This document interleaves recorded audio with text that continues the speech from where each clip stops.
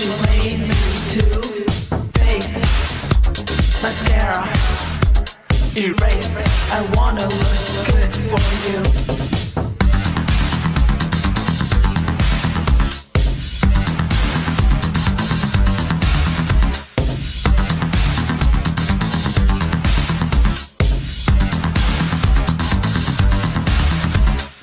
Comb, hair, don't care. I always comb my hair. Pink, blue, purple. I wanna make it good for you.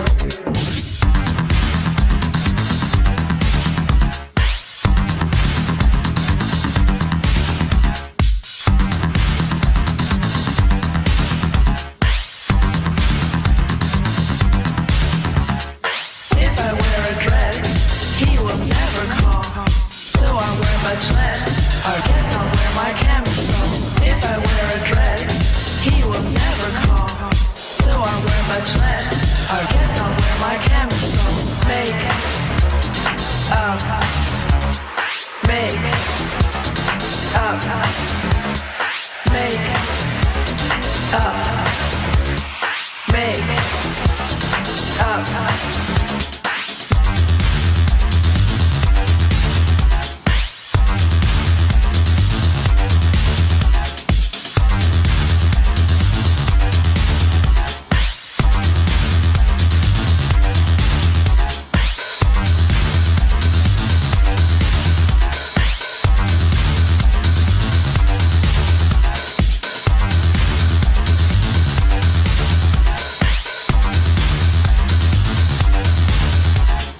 Smoke a cigarette.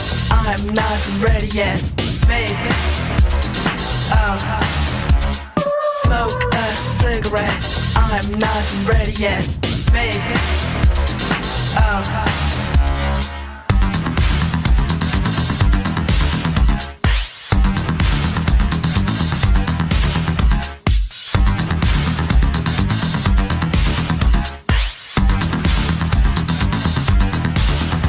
Smoke a cigarette. I'm not ready yet.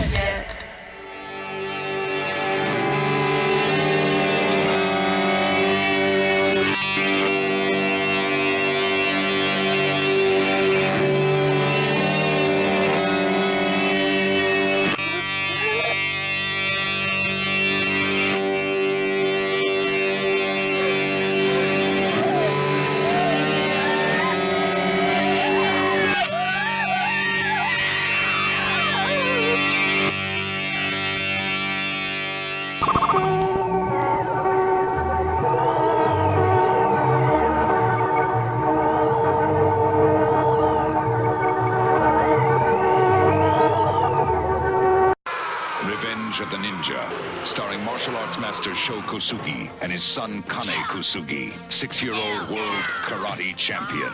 Revenge of the Ninja. The great martial arts explosion of the 80s comes to America with full force. Revenge of the Ninja, rated R.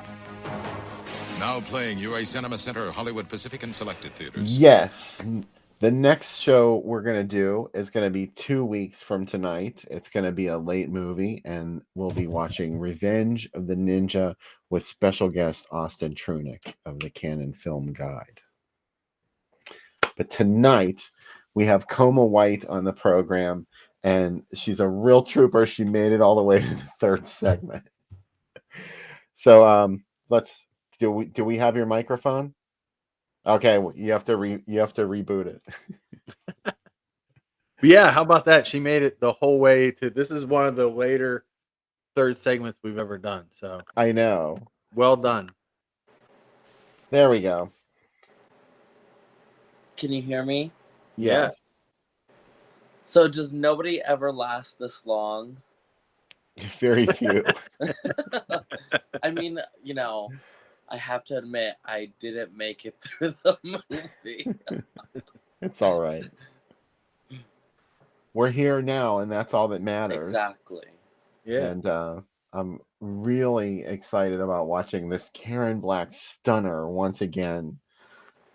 She really she's a very weird character in this movie. I don't know. Does everyone else agree with that? She's I think she's just a weird character in general. She was a kind of a strange woman. That's why I'm so fascinated by her. yeah. This whole family's nuts, right? Like, Mm. Bill, you and I were talking about it during the break, while we were watching it. And it's like if my mother died on vacation, I wouldn't bury her where I'm on vacation. I would take her home, and I would bury her, and then I would stay home.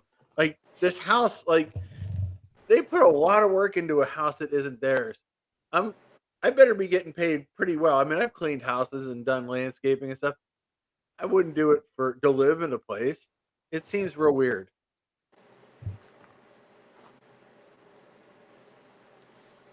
I think it was kind of. This is one of my favorite "What are they doing?" moments Yeah. about burnt offerings. Is that the house keeps changing, and we know it's a supernatural explanation for why the house is changing. But what do they think is happening? Like, why do they think all of a sudden there's a beautiful Oriental rug in the entryway of the house that they walked into and found a bare floor? Who was doing? They're like, oh, someone must have. I like when they're like, the kids like, oh, there's ho hos here. Like, who is Ding stocking dong, this kitchen with ding like dong. food that he loves? I don't know. Maybe I've watched too many horror movies, but like I'm if I came to a house and suddenly it was filled with hummus and beer, I'd be like, well, certainly they know what I like. There's a whole fridge full of chicken wings. I think this house is wrong. Let's go. You know? Coma, what are you hoping that the house is stocked with when you live there?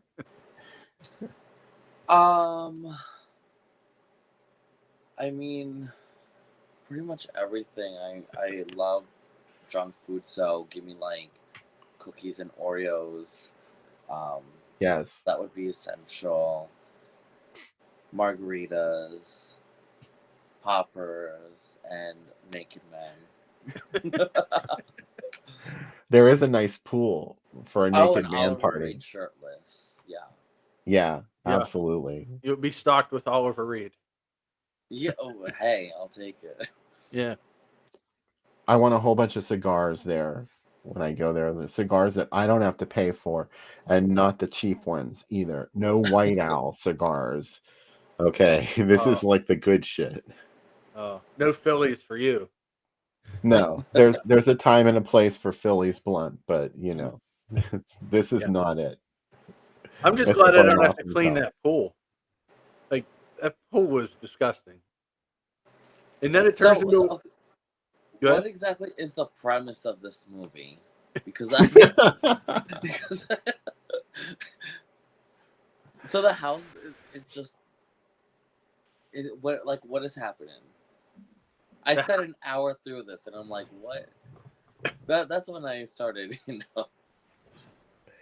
Well, dozing. Bill, do you want to tell your secret of the movie? Yeah, maybe this would be a good time to talk about that. Yeah. Because we are to gather from the film that what's happening is the house is slowly regenerating because it's taking the life force of these people that are living in it. But that's what the part that I don't understand is what I already mentioned is that when they showed up to look at the house, it didn't look like that. And then they moved into it for the summer, unquote, which is just a couple of weeks. And yet when they showed up, it was like they were moving into their forever home because they were going to have to clean it up. And it was all the furniture was covered with blankets. But we are to presume that this house was regenerating itself on their life force. And in the novel, this project started, Sam mentioned, it started in the late 60s with Bob Fosse scheduled to direct it. It hadn't even been written or developed yet, I don't think. Maybe it was just a script, but Robert Marasco took it and he wrote a novel when the original film didn't work out. So, and in the novel, there's an extraterrestrial reason for this house happening. It's like there's this presence that is an extraterrestrial force that came to Earth, and established itself in this area, and the house isn't even real. Like it's just an hallucination that's created by this life force. So all of the characters in it, like the Allardyces, Burgess Meredith, brilliant, Eileen Heckert, brilliant, they're all part of this alien creature that it is literally Mrs. Allardyce, the thing that's upstairs in the room. And it's never really talked about in the movie. You don't know what happened at the end of the movie, other than Karen Black became Mrs. Allardyce. So there's It's a the lot to go through for the movie. It's just supposed to take place all in your mind, coma.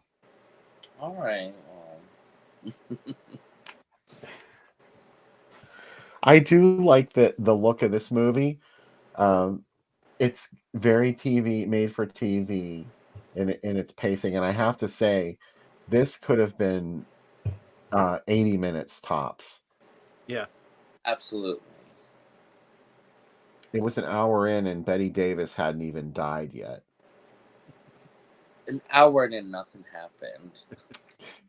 She did smoke in every room of the house, which that's how people did it in the 70s. They're like, "Oh, this is your kitchen." She's like blowing smoke into the fridge, like, you know. Yeah. She marked her territory. If you got a smell-o-rama card for this, you would just scratch it and you would just smell nicotine every time Betty Davis shows up. She was a four pack a day smoker, which is insane to be able to smoke that much. She lived to be old too. Yeah, imagine if she didn't. Maybe the cigarettes and meanness were keeping her alive, probably. So, you know. Probably. What was it about Betty Davis that made so many drag performers want to impersonate her? She's just such a, such a character. I don't know. There's just something about like strong women that I think gay men are just very attracted to, and she just has this like big personality. So I don't know. I mean, I'm a Betty Davis fan for sure, but maybe not as much as other people. But I know, certain generation of gay men were very Betty Davis and Joan Yeah. Crawford, and those were like their divas. Well, you're from a younger generation, but are those divas still as important as they were, or have they faded a For little? me, yes. I guess it depends who you ask, because I love older stuff, so I'm fascinated by I go through these like weird obsessions too with like Karen Black and just like the Rainbow Harvest, just these these actresses and women. I think there's some even younger than me that just all they care about is like Beyonce and Ariana Grande, but I'm fascinated by I guess you could consider Karen Black sub pop culture, part of the underground. That's where more of my fascination lies. So yeah, it's definitely important for me, these divas. I think it's interesting that all of this material still exists out there to be discovered later in life, and I think maybe, like you said, a lot of the younger people who are into Beyonce and Ariana Grande, they could be later in life, they could discover these things too, and I come mean, to them I and would maybe, hope so, because I think yeah, it's such an important part of pop culture and sub pop culture, and in gay history too. All these women, yeah. all these films that have yet to be discovered. I hope it doesn't fade away. That's one of the reasons that we do this show, is to just keep the memory of these films alive. If we're making content and leaving it online, then maybe we could be part of so many other voices that are talking about this era and these types of films, to maybe carry it on after. Absolutely, and I love that. We were discussing before, all these like boutique labels and everything that are restoring all these, obscure films or lost films, and without all these labels putting out these like Blu-ray releases and whatever, a lot of these movies are lost and forgotten. And there's so Yeah. many amazing movies out there. I Mirror Mirror is not as well known as Burnt Offerings, and I hope that a lot of people maybe saw it for the first time tonight and discovered something they really enjoyed. There's inspiration to be found. I'm waiting for like Vinegar Syndrome to put out Mirror Mirror, and people will be like, "Oh, this movie is amazing!" Like, yeah, I know it's been there for a couple years. Like, it's been out there in the world. Well, I kind of feel like that's. Go ahead. Dark Force Entertainment, they put out the Blu-ray a few years ago. Mm-hmm. That's how I was able to see it. I kind of feel that reappraisal of people coming to things later in life, that's a wonderful thing to happen sometimes. Like I see it happening now with Messiah of Evil. Mm-hmm. Whereas a couple of years ago, nobody talked about Messiah of Evil. I mean, other than Stephen Thrower and, a couple of the pioneers of the more obscure horror exploitation. But now it's becoming part of a larger conversation, and people are talking about it and treating it as if it is an actual artistic film, whereas previously it was probably seen as just a cheap exploitation film. It was always on those like budget DVD packs, so Mm-hmm. it was public domain, so it was kind of lumped in with a bunch of other stuff that was like cheapy stuff. The same could be said about I love that something like Butcher Baker Nightmare Maker, that also is finding its audience now. A few years ago, Oh my nobody was God. talking about that. I remember that movie so well. I remember the first time I saw that. It was called Night Warning on Yeah. VHS. And I just could not believe that this was the plot of the movie. And Susan Tyrrell, I had never seen any character like Susan She Tyrrell is plays in that batshit movie. crazy in that movie, and that is why it is so good. Don't come to She's her out house of to fix her mind. cable. Mrs. Voorhees never had a chance because she's only in the movie. She's only in Friday the 13th for a couple of minutes at the end. But Susan Tyrrell dominates Night Warning. Mm-hmm. Oh, Butcher Baker. absolutely. And once again, why I love having physical media. There's a special feature on that DVD, and they interview Susan Tyrrell, and they have her watch the movie for the first time in like 20 something years, and she's talking shit about it the whole time. I And then bet she afterwards, was. she's like, "Oh, this was good." And then she's just also like, I think she had like a tattooed wooden leg and like a bird on her shoulder, and it's just that's so that made me love that movie even more. Just seeing her just talk shit about it. And if you ever get a chance to watch some of her interviews online, highly recommend it. There's a great social media account that you could follow called the Witch's Serpent's Egg. Is Yeah, it the Witch's Egg? Witch's Egg. Yeah, Yeah. I don't know who that is, but it was someone who I had think his personal name access to is, her. I want to say Eric. I might be wrong, but Yeah. yeah, I have chatted with him before. It's online. great. It's just a treasure trove of Susan Tyrrell memorabilia. And There's moments. also another one for Karen Black too. Karen Black Forever. Oh, I've seen that one too. Yeah. And both run by gay men. Like gay men always Of had course. this fascination with these, obscure, but maybe not obscure, but Susan Tyrrell and Karen Black weren't, as maybe big as a Betty Davis, but We obsess about it and do something about it too. yeah. We want to spread it around to other Yeah. people. Yeah. The obsession.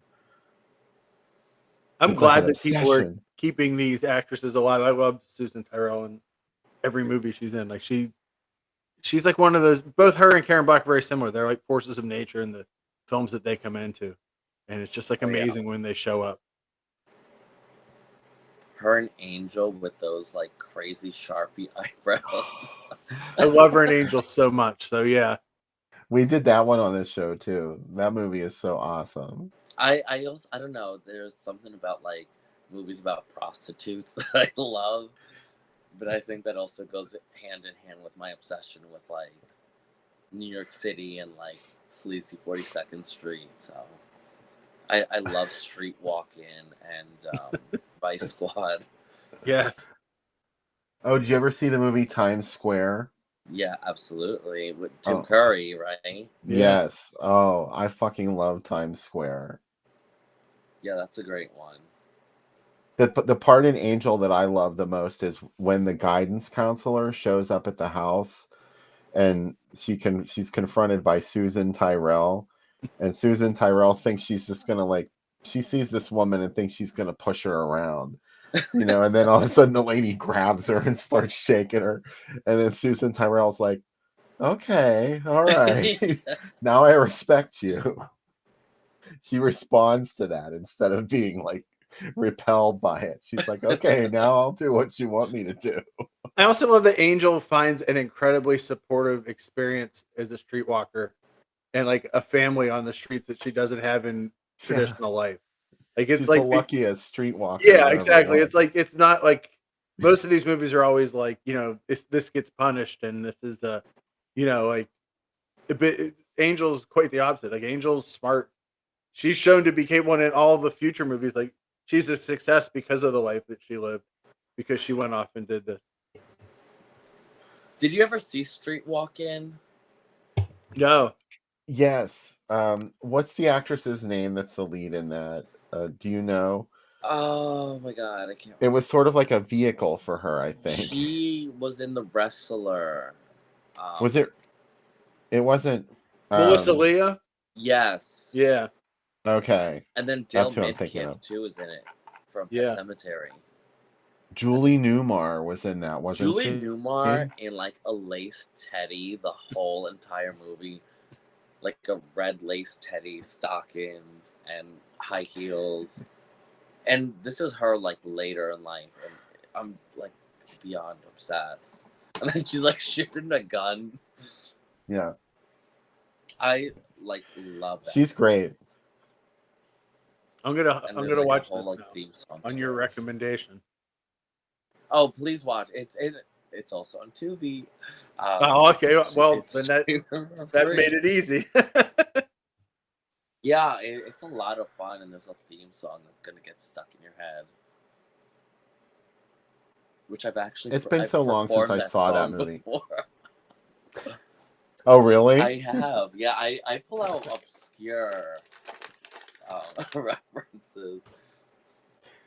That's why That's That's the why I bet. love performing at Rock Bar, because a lot of my stuff is very curated for a very specific audience, and it's that audience. A lot of the people that go there are horror fans and exploitation fans, so they get it. Yeah. Are there ever people that come up to you and say, "What the fuck was that?" No, I usually try to pick and choose where to do stuff.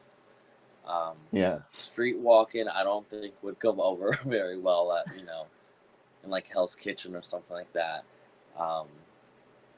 Yeah, you can see the looks on people's faces for certain numbers. So yeah, I definitely try to curate and pick and choose.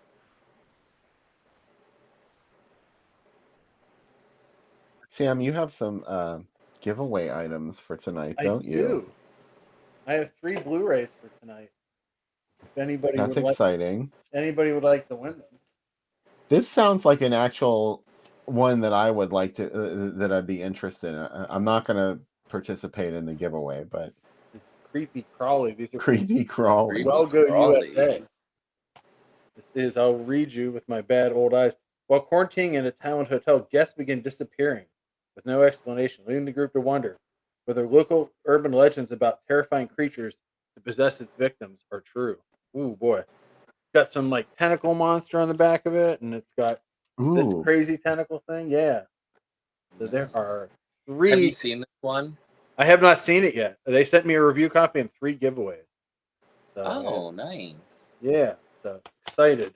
The only other thing I got in the mail this week is I got Messiah of Evil from this. These are the review copies. But hey, you know what? I'm just excited to get it. So that's from Is Radiance. that getting a new release? Yeah, Radiance Films from the UK put it out. Okay. Yeah, and let me get my wheel up here. We actually have a wheel that we spin, Coma. It's a virtual one. It's not a real one. I haven't spent that much money on it, but nonetheless, Bill, would you tell me who has said yes? So far, we have Nora Wallace. She wants in. Nora, we're gonna send you Creepy Crawlers and really send you The Child on Blu-ray. Tim Dorch wants in. Okay. And Mike Justice would like 2 chicken breasts, please. Okay. I assume that means he wants in. Vince Cornelius wants in. Oh, Paul, we're not giving away Messiah. No. You don't want you don't just want a burned copy. You want the actual packaging. Vince Cornelius wants in. Okay. Steve Wilson. Okay. And Lee. Hi, Lee. Thanks to everybody for hanging out with us this late. This is amazing. It's almost 3 a.m. Eastern time. Yeah.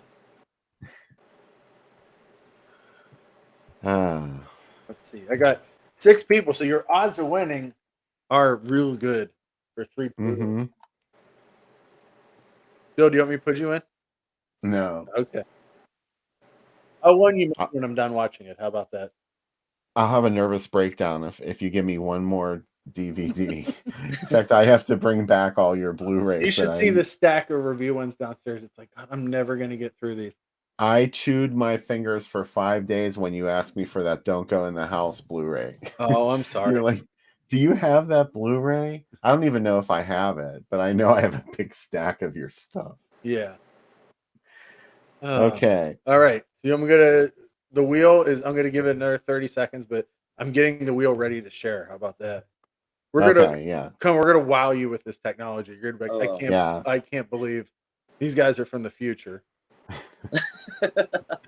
Look at this wheel. But Petco did not pay for this ad. Anyway, Bill, I'm gonna spin. This is for the first winner. If you win, keep in mind that I probably did drugs tonight at some point. I will not remember. Please send me that you won on Facebook, Messenger, or email, however you want to contact me, to let me know that you won. Send me your address. I'll get it out this week. Here's the first winner. Oh, Bob Barker's dead, but this wheel lives. Steve Wilson. All right, Steve. Steve Wilson, a winner is you. Congratulations, Steve. All right. Wow, that crowd is, and where did they come from? Exactly. I'm telling you, the wheel of names is amazing. All right, second person.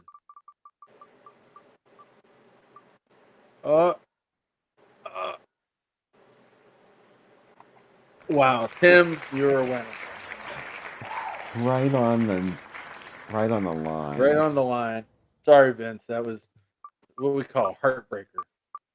And here we go, the last one. I really hope Vince wins because I'd feel bad if it happened twice. There you go. All right. Remember, please send me something in the next couple days to let me know you won. I'll get it out this week. Thanks for playing. See, real people do win. Yeah.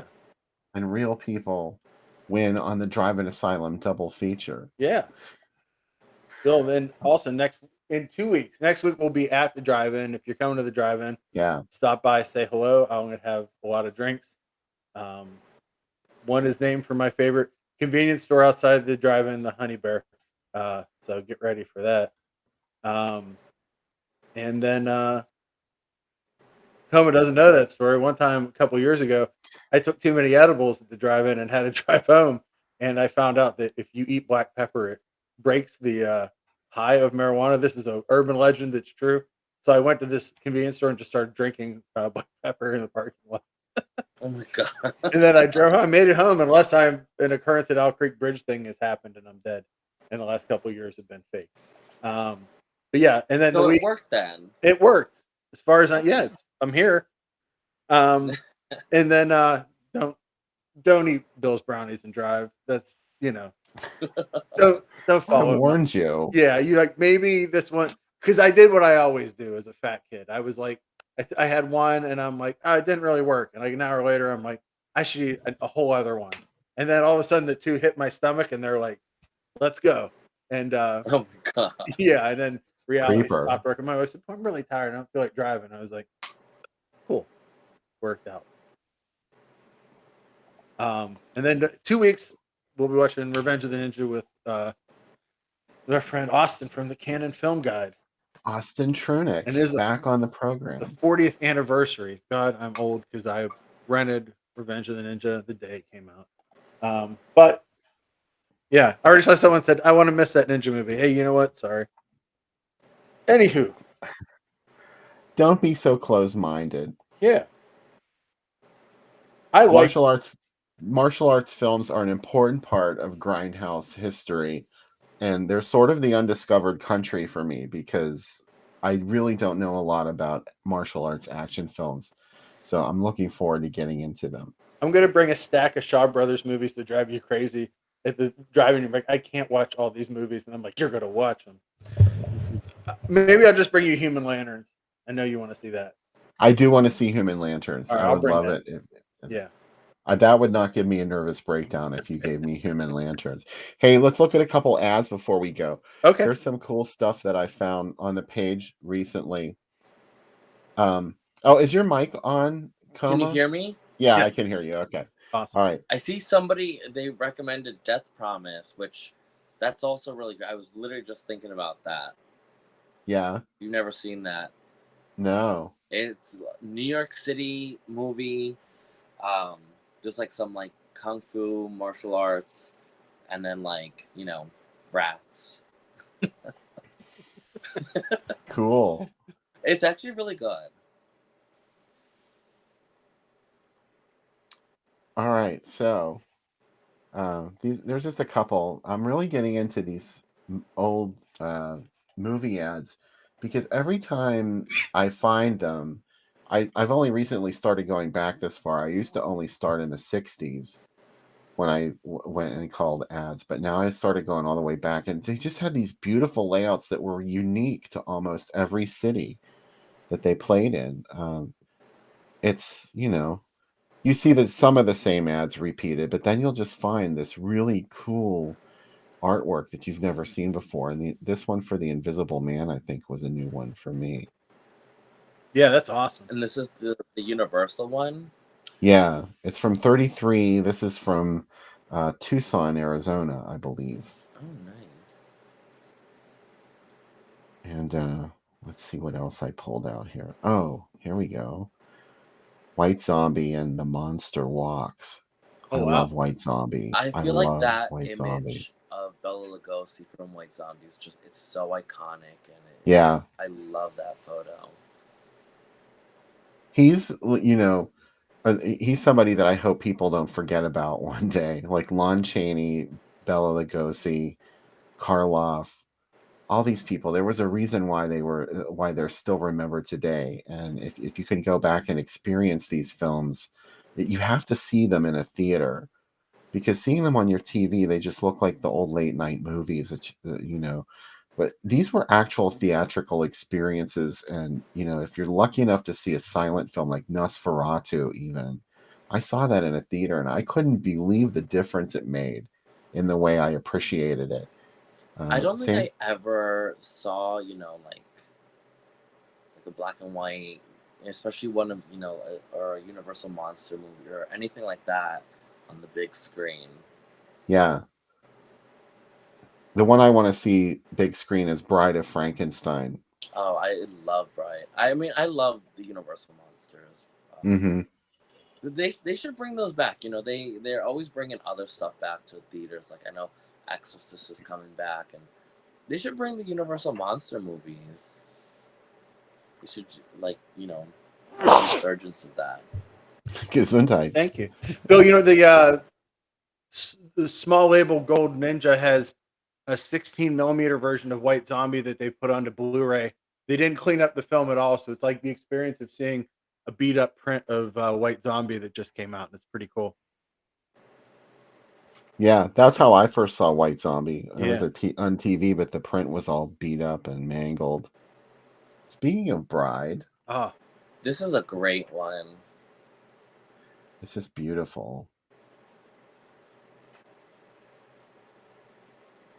I love how they cut out the streak out of her hair. yeah. The rest of her hair is missing, but the streak is there. I loved it. Kind of looks like from here it looks like a lightning bolt or something, and gives that sense of like electricity. And then I love how they have the like the tagline or whatever in like his face. Yeah. That's my favorite moment in that movie in Bride, where they unveil her and they go, the Bride of Frankenstein, and she walks out and she's like monster glam. Oh Like yeah. she's all, her makeup is all done and her hair somehow looks amazing.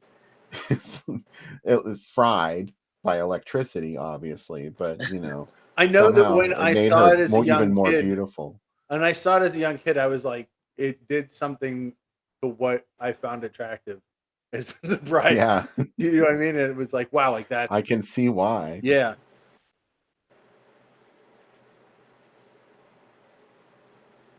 Here's one Great too. Yeah, the remake of London After Midnight called Mark of the Vampire. That ad's Which I gorgeous. still have not seen this one. It's not bad. I mean, I know the images of it. Carol Borland, which is so iconic. Do you know the ending? No. Okay, well, I won't spoil it then. Wow, that's a beautiful one. Suffice to say, the ending sometimes makes people a little disappointed, but the imagery in the film is just amazing. Oh yeah, it's just classic horror imagery. There's that photo of her with her face in the spider web. Oh yeah, I love it. What's amazing about all these ads, Bill, is how little mechanical type is in some of them. Like the Raven, there's so much like hand drawn stuff in these. It's so beautiful. Yeah, they made their own fonts. They did everything. Yeah. Wow. So that's some of the stuff I've run recently on the Groovy Doom page, or else it's on the way. Because I've left Bangor behind. It's done. Once I get into like the 90s, it gets to be a little boring. Yeah. At least because of the newspaper ads, like that wasn't the focus anymore of selling movies. You didn't see any of the cool drive-in ads where there were weird double features, and that kind of stuff just goes away in the 90s. So I'm not really inspired by that, but I do love digging up all the old style stuff like we just looked at. I used to cut out, the newspaper ads and save. I still have a folder. Oh my God, you have a scrapbook too. I do. Did you do that too? We all did. Yeah. Probably everybody in the chat would say they did. Definitely everybody that reads Drive-In Asylum did it. Because like a lot of people don't get that. That's what I'm going for with it. It's like an old scrapbook that used to keep newspaper ads. Take the list of drive-ins that were in Pittsburgh, that were in the Pittsburgh Press, cut it out and like put it near my bed so I could look at it every night and think like, someday I'll be old enough to go to these drive-ins and by myself. Then of course they all closed before I could get to a lot of them, but I would just stare at them. I'm like, man, out in the world, people are going to see these. Like, and then I had no idea it was playing at the Pendle. I didn't understand it. It was just all adult playing there. I was like, what are these titles? But that was a porn drive-in here. Yeah. Yeah, I was like, The Dependable. Yeah, but you can go there now. Now it's a family family friendly place now. Yeah, it's still in operation today, and you can go see movies there. But it's all like, they show R-rated movies there too. Yeah. There's 4 screens. Yeah. It's a pretty big deal still. And there have been times we tried to go see something there and we couldn't get in because it It was sells sold out really early. All the screens sell out super early there. Oh wow. Yeah. But back in the day, they used to show porn there, and it's not in the city of Pittsburgh. It's in its own little area, and there was an ordinance where you couldn't show all porn. You had to show something that was, uh, you know, could be accessed as family entertainment Yeah. somehow. PG movie had to play with them. So you'd have So like they a did. random PG movie, like two adult movies, and then a random PG movie at the end of the night At 3 in the morning. at 3 a.m. Yeah. So.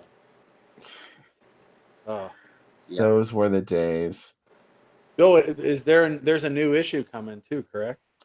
There is a new issue of Drive and Asylum coming soon. Before we leave, I can show a little sample of the cover, maybe, if you'd like to see it. Yeah. Come, is there anything you would like to plug? Anything people can check out online? Anything you'd like us to know?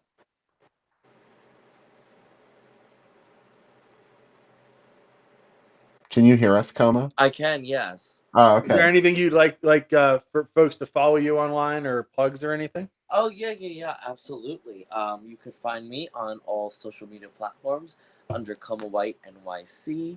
If you're in the New York City area, you could come to one of my horror trivia shows. The next one is October 25th. That's at Rock Bar. And if you want to support me, you could also buy a T-shirt with my face on it. Amazing. Yeah, thank you. It's Evil Dead inspired, Wow. but make it queer. So yeah, these I have available. You could order from my Big Cartel, which is Coma White NYC. No, bigcartel.com or whatever. I have the link in my in my Instagram. It's all there. It's on Big Cartel under Coma White NYC. And that's pretty much it. And then I'm also doing Halloween at Rock Bar as well, and it'll be a lot of fun. Justin's going to be with you, right? At For Rock horror Bar. trivia, yes. So we host horror trivia together. The Halloween show, that's my own show. And then I have, I'm all over New York City. Maybe one day in Pittsburgh. So Hopefully. And here is a glimpse of the new Drive and Asylum issue. Oh, amazing. Dun, dun, dun. Wow, I didn't expect to show this. It never even crossed my mind. oh. I don't know why, because I'm going to put it on sale in the next couple of days. Wow. I am so excited about this. We actually had a He Knows You're Alone question at trivia this past trivia we did. Right on. What was it? It was about Tom Hanks. Uh-huh. Yeah. Actually, I did not write that question. That was one of Justin's questions. I'm so excited about this issue, Bill. This looks great. Yeah, it really came together. And I apologize that it's taken me so long to get this out. I know it's been lurking there for months and months and months. And all you contributors who submitted to this, thank you so much for being patient with me while I got this issue together. It's just too hard for me to do everything, like to do the show and to do the magazine. So, I have to spread it out a little bit more. I can't do 4 issues a year anymore, but I'm not going to stop doing it.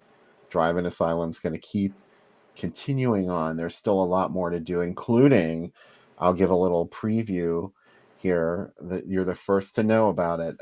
I got an interview with Zoe Hall from I Dismember Mama. Ooh.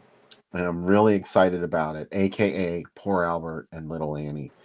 And, of course, Little Annie is Jerry Reichel of the Brady Bunch Variety Hour, the fake Jan. She was much younger in this movie, obviously. But it's just a really disturbing film. If you haven't seen it, I highly recommend it. It's not what you think it is from the title. I Dismember Mama. I've always been curious about that one. Yeah. I do remember the title and the VHS box. Yeah, it's just really marketed in a fantastic exploitation film way, but it's a psychological thriller about a man this unhinged man who escapes from an asylum, and he murders his mother's housekeeper, and makes off with her 9-year-old daughter. But it's like totally from her viewpoint, from the little girl's viewpoint, it's innocent. She doesn't understand what happened, and like they spend this idyllic day at an amusement park, and it's really upsetting, like how nice their interaction is, like how nice he is to her, and he takes really good care of her, and they have fun together, and then all of a sudden the psychotic part of him starts to come out again. It's really nerve-wracking. So he's going to be in a future issue, the next issue of Drive-In Asylum. I'm really excited about it. I sincerely think his performance in I Dismember Mama is just so good. Zoe was also in the film version of Fortune in Men's Eyes, and a play that Don Johnson did on, with Sal Mineo before it was a film, and Zoe played the role on film. I can't wait to talk to him. He's a super nice guy to agree to do it, so stay tuned. Awesome. And Bill and I are recording 2 more commentary tracks in the next few weeks. That's right. Yeah, for future Visual Vengeance movies that no one has probably seen, but you will enjoy them when you do see them. Trust me on that. They're definitely, as you say, they're lost movies that will be refound through this. So we're excited. Thanks for doing the show. We had a blast with you on it. Thanks for staying up so late with us. Of course. Thank you for having me. This was incredible. We lost Justin, but thanks for hanging in there until the end. I'm a night owl. I'm up late, so. We are too, obviously. But even we have our limits. This was a late one, so I appreciate everybody for hanging out with us tonight. And we certainly hope 2 weeks from now, it's not going to be next weekend because we're going to the Monsterama. Are we going to make our annual promise that we'll broadcast from there, Sam? Or that we'll take pictures? And Becca said that she is going to actually film us this year and get some footage because we always say that we're going to do so. So she's going to do it while we're there. Excellent. Yeah. All right. So everyone have a great couple of weeks. We'll see you in 2 weeks with Austin Trunick from the Canon Film Guide. And till then, be safe, be well, and come back. Bye. Thank you. Good night, Coma. Good night. Night.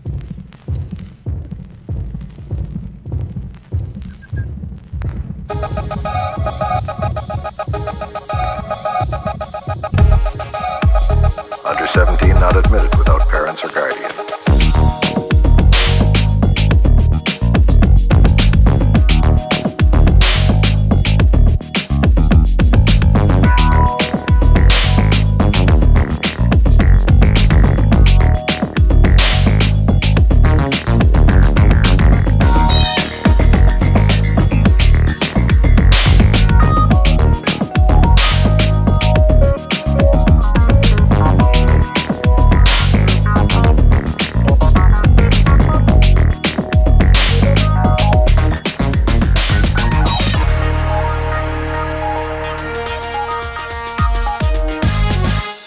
Under 17 not admitted without parents or guardian.